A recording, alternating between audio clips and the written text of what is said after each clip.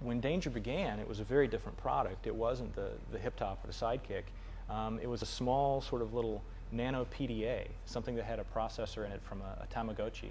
And it was designed to be an extremely low-cost thing that you could use to carry information with you. We were calling it the Internet Sponge. The idea was that you would dock this thing with your computer, and it would soak up some information from a web page that was important to you, and then you could carry it on your keychain.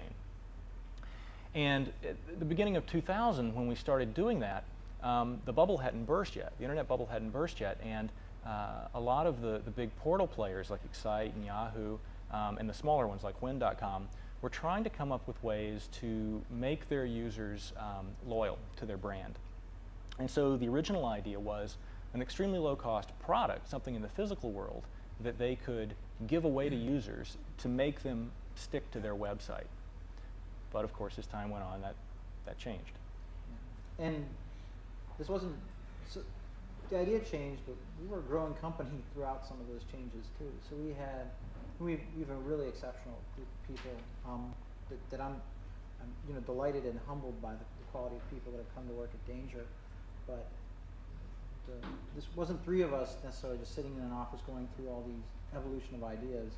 We actually were a growing company and building technology, a lot of which carried through to the subsequent evolution of the product, but there was a lot of faith in being able to sort of do anything that we wanted to, being able to really change what in the end at the core of it was communication, and it evolved into becoming what the Hiptop is today.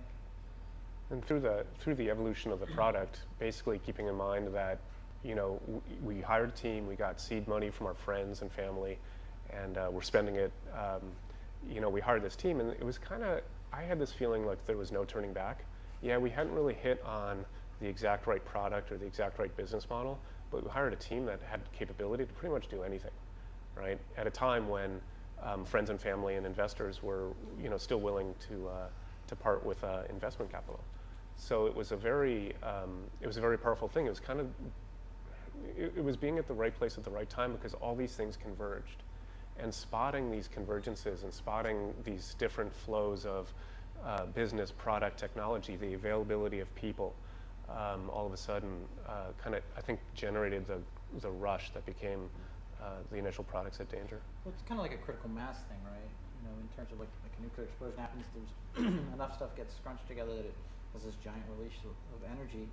And I think a company is like that in a way, that you sort of you bring together enough people and you get money in there, and then just sort of the pressure builds up, and an idea and a product are going to come out of it. And we don't sit around and talk about the old days a whole lot. So we got a lot of other things to worry about.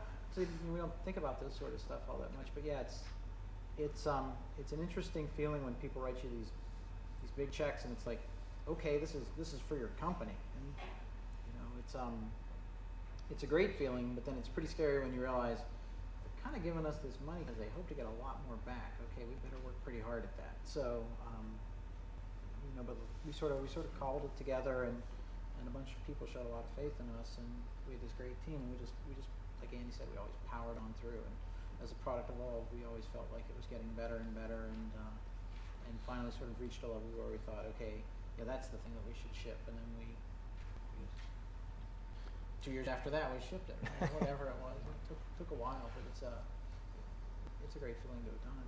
And